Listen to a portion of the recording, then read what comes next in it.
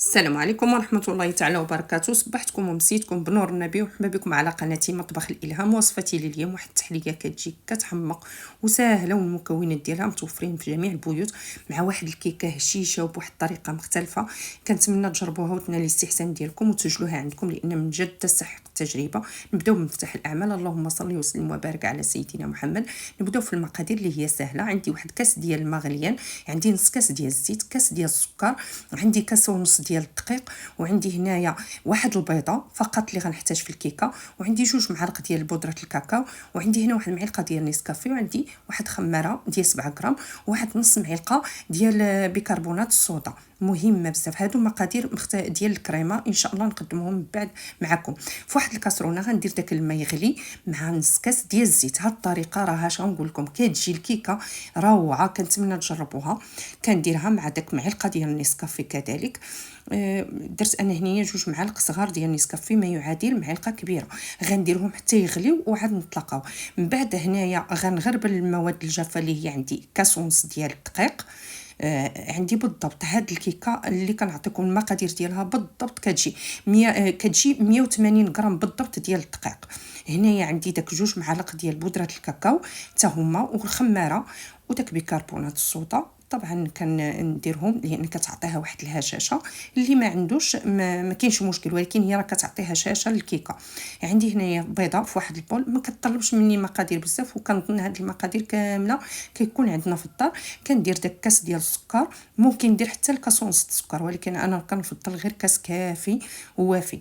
هنا كنطرب غير بالطراب اليدوي. من بعد كنضيف داك الغليان ديال الزيت وديال نيسكافي وكذلك وديال الماء. راه اش غنقول لكم، هاد الكيكه والله الا كتبدل تماما الطريقه ديالها، ولا حتى المقادير ديالها كيجي واحد الكيكه هشيشه ولذيذه.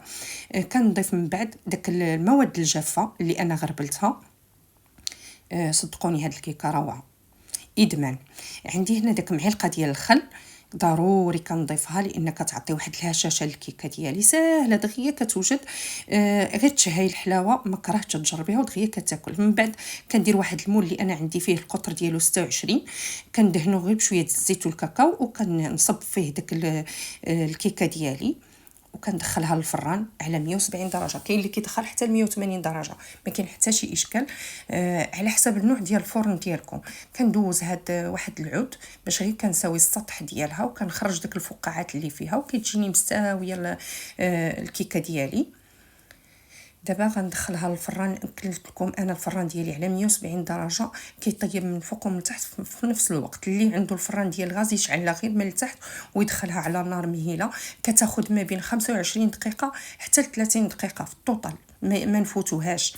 من بعد غندوز داك الطبقه ديال السنيكرز، غندير ليها ساهله. عندي هنايا الكاوكاو اللي انا عندي مقشر ومحمر، عندي هنا 200 غرام، وعندي كاس ديال الماء غليان، وكاس ديال الحليب، و2 كيسان ديال السكر. وعندي هنايا معلقه ونص حتى ل2 معالق ديال النشا من الافضل، ومعلقه ديال الزبده. ساهله هاد الطبقه ومتوفره في الديور. عندي في واحد المقله على النار مهيله، كندير الكاس الاول حتى كيبدا كيذوب، عاد غنضيف الكاس الثاني باش ما تحجرليش تماما، وما خصنيش نمد فيها نهائيا بشي لا سباتولا لا والو حتى تبدا تذوب. هنا ملي كيبدا يذوب عاد كنحركها وكنسهل عليها دغيا الامر باش تذوب. راه ساهله كتذوب دغيا. في داك نفس الوقت كتكون كتذوب لي هاد الكراميل، كنكون رديت الماء يغلي، داك الكاس ديال الماء غليان. هانتوما كتشوفوا ضروري كنتاكد بان ما بقاش فيها نهائيا داك حبيبات ديال السكر. كنبقى كنديو نجيب غير على النار مهيله حتى كتذوب ليا تماما. وعاد غنضيف دابا الماء غليان. نحاول نبعد يدي وكذلك وجهي باش ما نتحرقش. كنبقى نضيف شويه بشويه الماء غليان، شويه بشويه حتى كنسالي الكميه اللي عندي طبعا، وكنقص عليها ضروري النار مهيله باش ما تحرجريش، وفي نفس الوقت المذاق ديالها ما يتبدلش، وفي نفس الوقت تذوب على المهل ديالها. وكنبقى نديو نجيب. راه كتشوفوا راه مازال عندي تما كتحجر ليا شويه ديال الكراميل، خصني ضروري تذوب. هانتوما كتشوفوا.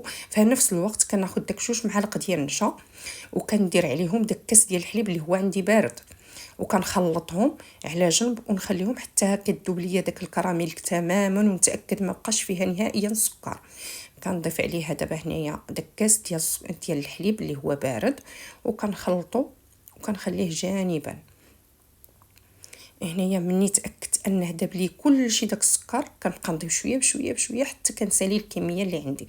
وطبعا كنقص عليها وكنخلطها على المهل. في حاله شفتوها انها تحببات لكم ولا شي حاجه، ما كاين ما سهل منها، دير غير الميكسور كترجع ليس وكترجع كيف ما كتشوفوها. من بعد كنبقى كنديها ودابا غنضيف ديك المعلقه ديال الزبده، ضروري تكون حيوانيه باش تعطي واحد المذاق زوين. ما عندكمش ممكن تستعملوا المارغرين، ما كاين حتى شي اشكال. هو الفرق غير في المذاق. طبعا كندير شويه د الملحه، هني ما ظهرتليش.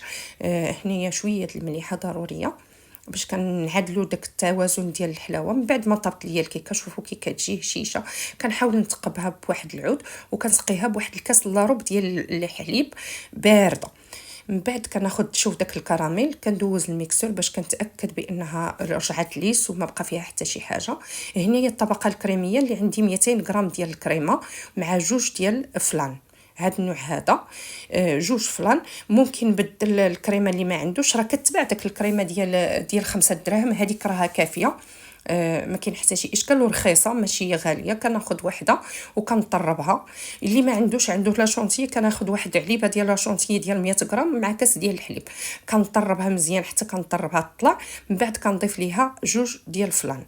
هاد الكريمه صدقوني غير بجوج مكونات كتجي بنينه وخطيره، كنتمنى تجربوها.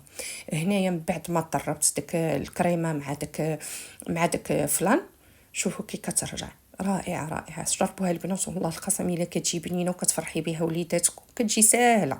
من بعد كنصبها وكنحاول نسوي السطح ديالها، ومن الافضل تدخلوها الفريغو تشد راسها مزيان. هنا من بعد ما بردت ليا الكراميل تماما، خص ضروري البنات تكون بردات الكراميل.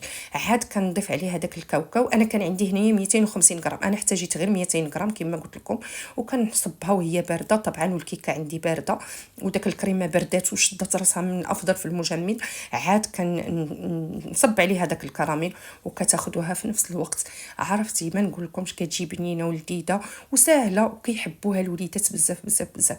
كنتمنى اللي وصلتوا لهاد المرحله ديروا طبعا لايكاتكم وتعليقاتكم اللي كتوصلني وكتفرحني وكنرد عليها كلها، وسواء كانت سلبيه او ايجابيه راه كنرد عليها. وكنتمنى اللي عنده شي تساؤل يحطوا لي في التعليق، او لا باغي شي نوع ديال الكيكات يحطوا لي وصدقوني غنحطها لكم بكل فرح. طبعا اللي وصل لهاد المرحله كنقول له شكرا، وما تنساوش لايكاتكم. والناس اللي جدادين طبعا ما تنساوش ديروا الاشتراك وتفعلوا الجرس باش يوصلكم كل جديد. ودمتم لي اوفياء ودمتم في رعايه الله. وما تنساوش تزوروني على مواقع التواصل الفيسبوك والانستغرام باش يوصلكم كل جديد ان شاء الله. ودمتم في رعايه الله ودمتم لي سالمين، والى اللقاء في وصفه جديده ان شاء الله عما قريب ننزلها لكم.